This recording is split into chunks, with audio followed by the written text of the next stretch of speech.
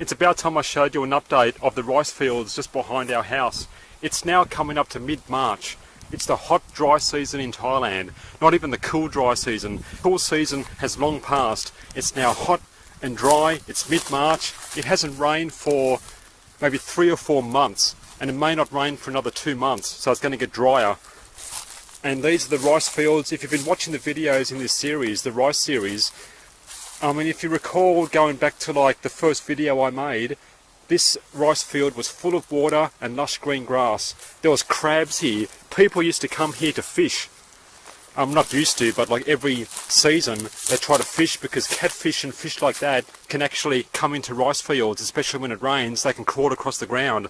I think that's how the fish get into these rice fields. But there were crabs, full of water, lush, and this is basically what's left of the rice harvest. I've been collecting the straw to use on the garden, and also if you watch my bushcraft videos, I made my pen shelter. I'm using that on the roof, like a thatch roof on my primitive shelter.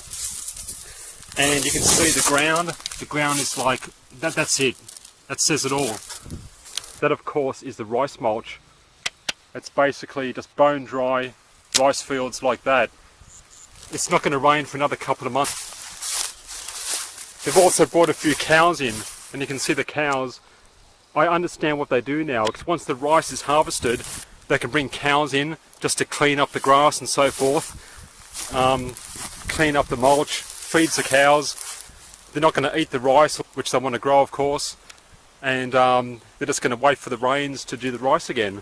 And I guess the cow pats also, there's some cow waste, might even fertilise the fields. So there was a cow fellow looking after the cows. He brought water in for the cows from the water back there. So that's just a quick update on the rice fields.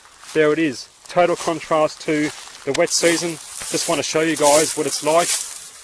It's now mid-March, the height of the hot, dry season.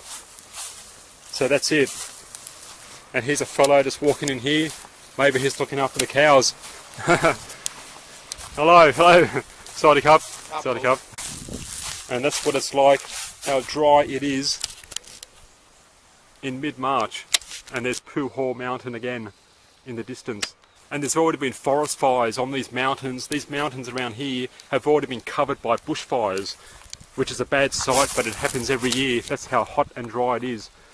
And plus the Thai people start fires themselves and don't really care. In the west, when there's a forest fire, you know, there's bushfire brigades and aeroplanes and water bombers and so forth, but in Thailand, the fires just burn and they don't care. And in fact, if I look closely, there could well be smoke on that mountain now. It's hard to tell, but that's how hazy it is. You can barely see a few miles here. You know, Asia, Southeast Asia is always full of smoke and haze from fires, and sugarcane fires as well. They burn sugarcane. For about 2 weeks it was raining black snow, ash from the skies, from the sugarcane fires. And there's some right there, speak of the devil, that's sugarcane right there. And that's been raining like that, black snow, for like weeks on end.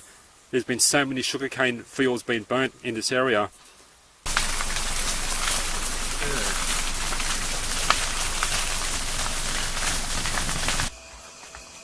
That's the view from our front yard. That's a sugarcane field going up in flames. They burn the sugarcane fields to make it easy to harvest.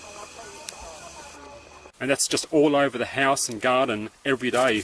That's the fellow I was talking about. He's tending the cows. He's come in to look after his cows. And I think they're just going to wait now for the rice season to come, I suppose. So that is rice fields in the hot, dry season. And compare that to previous videos where it's full of water. It's absolutely incredible.